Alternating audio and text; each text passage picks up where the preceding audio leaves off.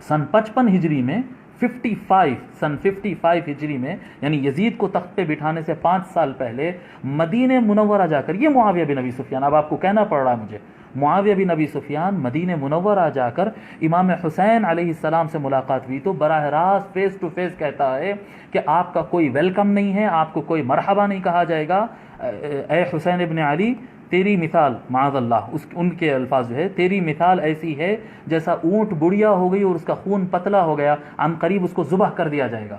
یہ ڈائریکٹ دھمکی face to face معاویہ بن ابی سفیان، اٹھائیے پڑھیے الکامل ابن اثیر کی، اٹھا کر پڑھیے آپ، ڈائریکٹ فیس ٹو فیس امام حسین کو دھمکی دے رہے ہیں۔ اگر یزید قتل کیا ہے تو یزید بعد میں قتل کیا، دھمکی کس نے دیا تھا، پروگرام کس نے بنایا تھا؟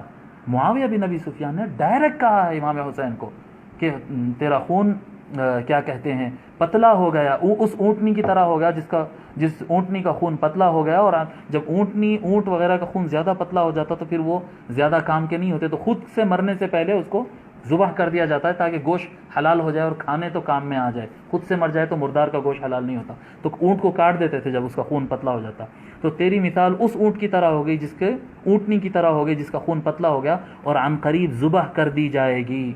انا للہ و انا الیہ راجعون۔ آپ کو جو ہے ان کی حکومت آپ کو اچھی لگی؟ جو امام حسین علیہ السلام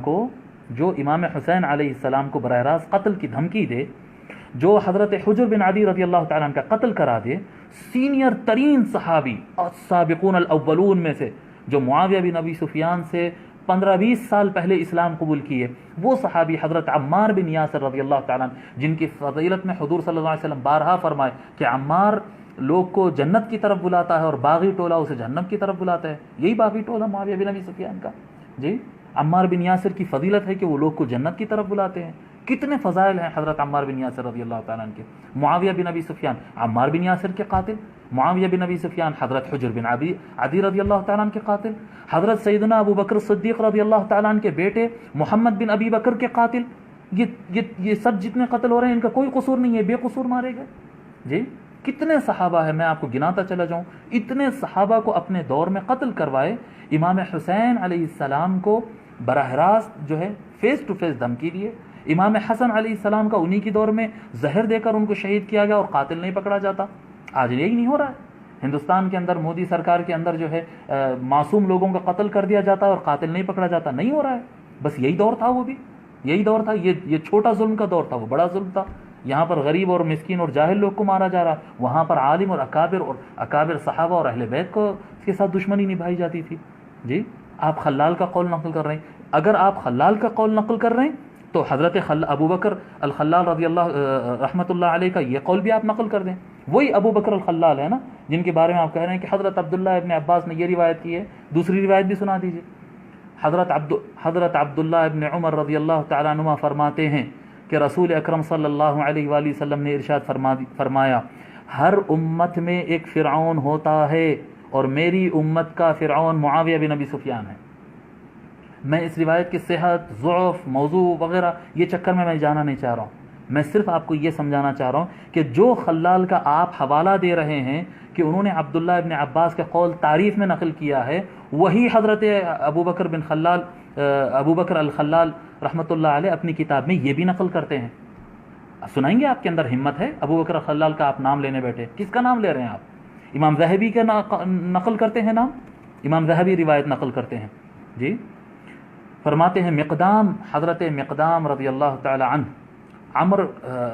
کیا کہتے ہیں، معاویہ بن ابی سفیان، عمر بن الاسود اور اسد خاندان کا ایک اسدی تھا جو معاویہ بن ابی سفیان کا خاص آدمی تھا، اسدی ان کے ساتھ تھا۔ یہ تینوں چاروں کی ملاقات ہوئی، جب گفتگو ہوئی تو معاویہ نے حضرت مقدام رضی اللہ تعالیٰ عنہ کو اطلاع دی۔ یہ امام ذہبی نے سیر اعلام النبلاء میں، امام ذہبی کا آپ نام لیا نا، یہ روایت امام ذہبی نقل کر رہے ہیں، سنو، اور اسی کتاب میں سیر اعلام النبلاء میں فرماتے ہیں کہ معاویہ بن ابی سفیان نے کہا مقدام رضی اللہ تعالیٰ عنہ سے کہ امام حسن انتقال کر گئے، امام حسن علیہ السلام رسول اللہ صلی اللہ علیہ وآلہ وسلم کے نواسے انتقال کر گئے، انتقال ہو گیا۔ تو حضرت مقدام رضی اللہ تعالیٰ عنہ انا للہ و انا الیہ راجعون یہ کب پڑھتے ہیں؟ جب مسلمان پر مصیبت آتی ہے، اذا اصابتهم مصیبۃ قالوا انا للہ و انا الیہ راجعون. مصیبت آتی ہے تو مسلمان یہ پڑھتا ہے. جب امام حسن علیہ السلام کے انتقال کی خبر سنے تو حضرت مقدام رضی اللہ تعالی عنہ انا للہ و انا الیہ راجعون پڑھے. تو معاویہ بن ابی سفیان کہتے ہیں کہ آپ انا للہ و انا الیہ راجعون پڑھے. اتراہا مصیبہ، آپ کو لگتا ہے کہ یہ کوئی مصیبت ہے؟ اللہ، امام حسن کی شہادت ان کو مصیبت نہیں لگ رہی ہے.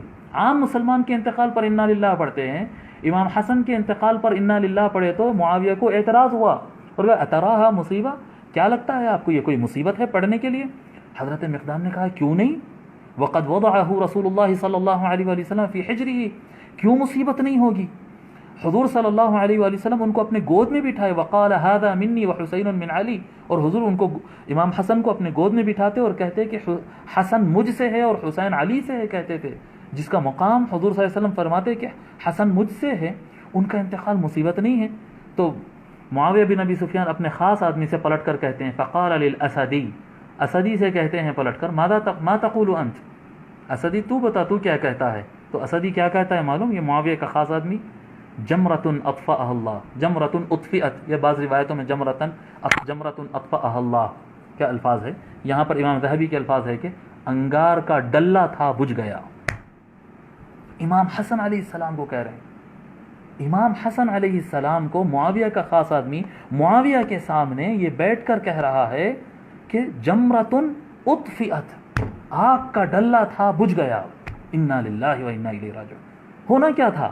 آپ یہ جو آج کے لوگ کہہ رہے ہیں کہ نہیں معاویہ کو بڑی اہل بیت سے محبت تھی، بڑے امام حسن کی تعریف کرتے تھے، تو اٹھ کر حضرت امیر معاویہ اٹھ کر وہ اسدی کو 2 تھپڑ مارنا تھا، جیل بھیجنا تھا اس کو. جی، جن کو حضور صلی اللہ علیہ وسلم نے جنت کے جوانوں کا سردار کہا، اس کی ان سے متعلق آپ ایسی بات کہتے ہیں، جیل بھیجنا تھا؟ نہیں. جی، فقال المقدام، کچھ نہیں.